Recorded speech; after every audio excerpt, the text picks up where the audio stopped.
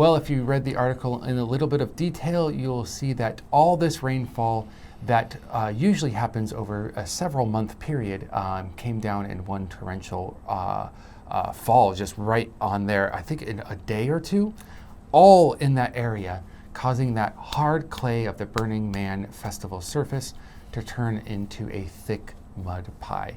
One of my favorite toys as a kid. Oh. Yeah, put sticks in it, make a birthday cake, sing to myself. It does sound fun, playing in the mud. It is, especially when you get it on your brothers, but that's not the point of this. Burning Man Festival, if you don't know anything about it, it is basically a giant festival, shocking, but what happens is a bunch of people from around the world, but of course mostly from America, gather into this desert area. I believe in Nevada. Should have looked that up. It is. Okay, thank goodness. I thought I knew that, but when it came to it, I was like, am I right? Yes. Self-doubt. Anyways, gather into the Nevada desert, and they build this giant, I guess, wooden structure that they will burn at the very end. But before that, they have many, many days of just dancing, music, festivities, eating, drinking, art, as you were saying before. People go wild with the costumes. And really the spirit is all about sharing and coming together as a community to have an experience. Burning Man is also notorious for a few reasons.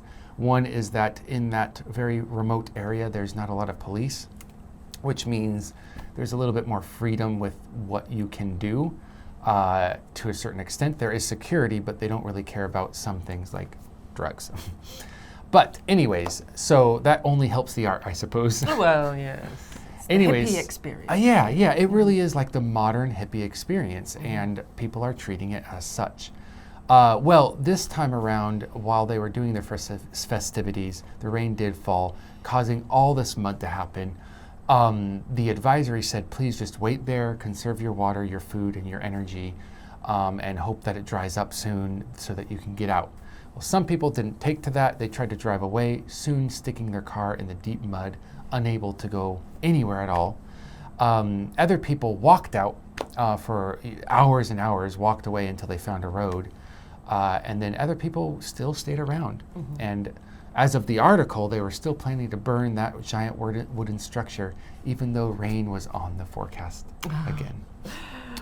I really don't know what happened at the end because it didn't come up in my news feed.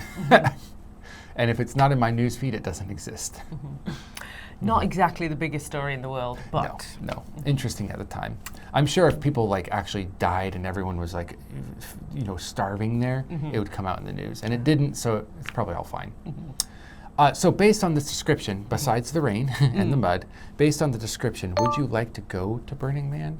I think so, yeah. It would be a dream of mine to go there with, if I, especially if I could find a team and a bit of a budget together, we could make some piece of theatre or some incredible performance art piece and take it to Burning Man, to show over a number of days. That would be a great place to do it and sort of exchange with other artists. Yeah. And I think I'm brave enough to risk the slightly lawlessness of it. I guess, as you said, it's part of, taking that risk, relying on the community. We can look after one another. And I know this was a bit of a dangerous experience, but again, I think it's not life-threatening. Maybe, some people were unfortunate enough to get into trouble, but it wasn't life and death, Yeah. And it reminded me a bit of in various years, because England has terrible rain, but we always have Glastonbury Festival. And so it gets really muddy, it's in the field, and you see these photographs, every few years it will just be like this mud fest, and they're all looking, they're swimming in the mud, and some people love it and some people hate it, and obviously it's England, so it's like cold. And, dreary. But, it's just part of the experience. It is, yeah.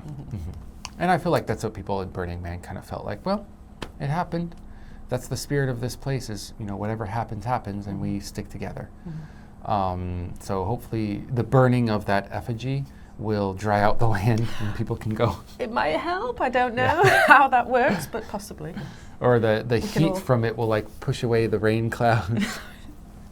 Who knows? It is pretty large, actually. Now, if you were stuck there, let's say you were stuck there, you went to Burning Man, you're like, finally, we're here doing our performance art, rains, everything's ruined, but you're like, will I stay here or should I trudge along the mud and try to get out of here? What would you do? Run away or stay there and wait it out? If I was well prepared, you know, you'd think if you're going to go to one of these things, you've got to prepare for all the eventualities, and you've got enough food and water, and you've got your tent, you know, so you're not actually wet inside the tent. And I'd probably just stick it out, you know.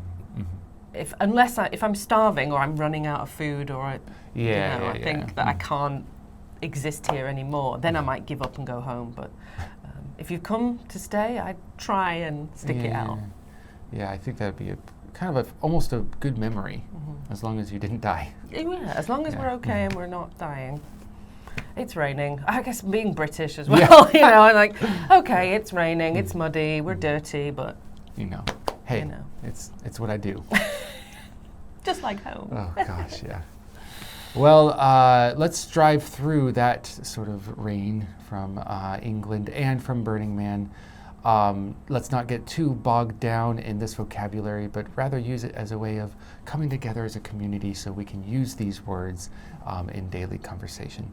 And we'll see you guys next time. Bye.